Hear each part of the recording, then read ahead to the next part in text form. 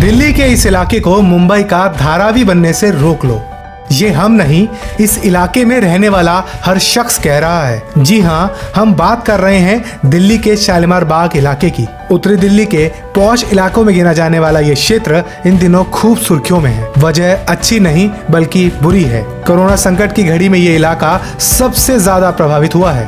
अब जब चौथा लॉकडाउन शुरू होने जा रहा है, तब शालीमार बाग में कोरोना ने अपने पैर और तेजी से पसारने शुरू कर दिए हैं। अगर सरकारी आंकड़ों की माने तो इस क्षेत्र में फिलवक्त 125 से अधिक लोग कोरोना पॉजिटिव हैं। इलाके में बिगड़ती स्थिति के मद्देनजर क्षेत्रीय जनप्रतिनिधि भी पूरी तरह सक्रिय हैं। क्षेत्र में कई बार सैनिटाइजेशन करवाने के बावजूद हालात बेकाबू हैं। आइए जानते हैं क्या है शालीमार बाग का हाल। देश जब कोरोना संकट से गुजर रहा है, स्थिति विकट है, ऐसे में दिल्ली का शालीमार बाग भी इससे अछूता नहीं है। हमारे साथ बात करने के लिए पूर्व स्टैंडिंग कमेटी चेयरमैन और वर्तमान नेता सदन तिलक राज कटारिया जी हैं। हाल ही में तिलक राज कटारिया जी ने दिल्ली और केंद्र सरकार को पत्र लिखकर शालीमार बाग की स्थिति से अवगत कराया है। जानते हैं वो क्या बात ऐसी रही हैं कि क्या मजबूरियां रही हैं कि उनको दिल्ली सरकार और केंद्र सरकार को पत्र लिखना पड़ा। सर, स्वागत है आपका। सर, अभी आपने दिल्ली सरकार और केंद्र सरकार को पत्र लिखा है। शालीमार बाग की स्थिति जो है आपने वो बताई है, ऐसी क्या स्थिति है यहाँ पे, क्या ऐसा है?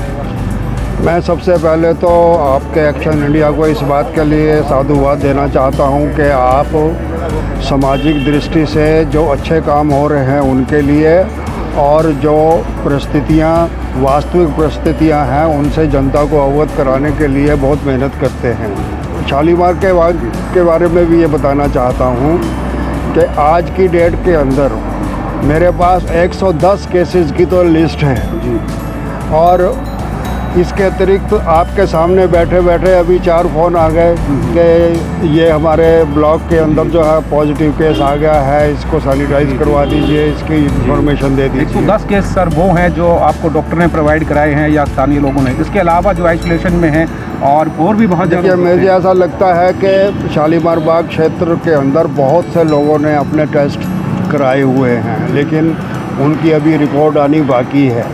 रिपोर्ट आने के बाद मुझे ऐसा लगता है कि यही संख्या जो है 200 क्रॉस कर जाएगी। और कुल मिलाकर के सेकंड लॉकडाउन के टाइम पर हमने बहुत कोशिश की थी कि किसी भी तरह से हम इसको रोक पाने में सफल रहें और हमारे यहाँ कोई केसेस ना निकलें। और उसके लिए मैंने अपने सारे क्षेत्र के अंदर 4 बार एक ब्लॉक को सैनिटाइज कराया है, और हर ब्लॉक के लोगों ने मुझे लिख कर के भी दिया।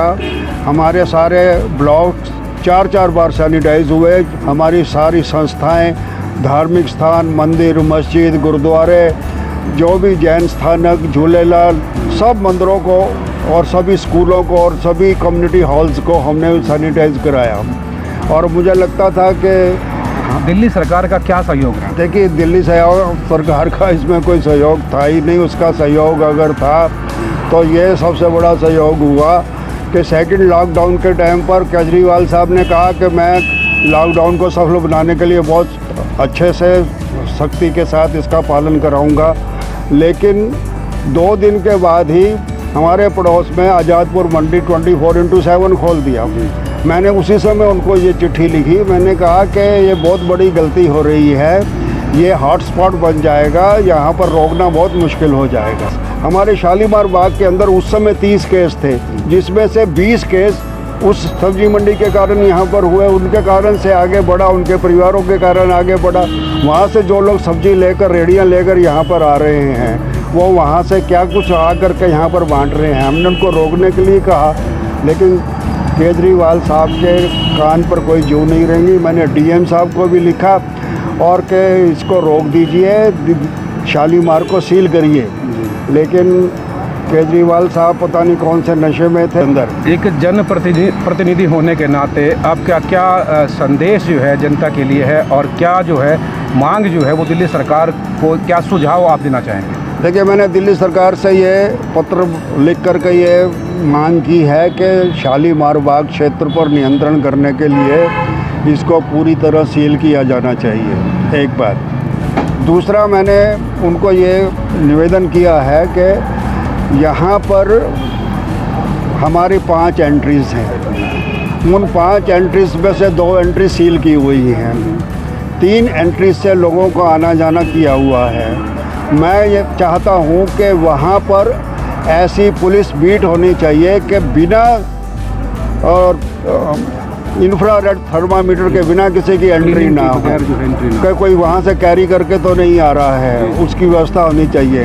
हालांकि हमने पुलिस को अपनी तरफ से इंफ्रारेड थर्मामीटर जो है उपलब्ध करवा करके दिए हैं और इस उम्मीद से किए थे कि हर एंट्री के ऊपर उसकी चेकिंग का काम होगा, तो वो होना चाहिए। तीसरा, यहाँ पर जो भी रेडी वाले आ रहे हैं उन सब रेडी वालों की स्क्रूटनी होनी चाहिए।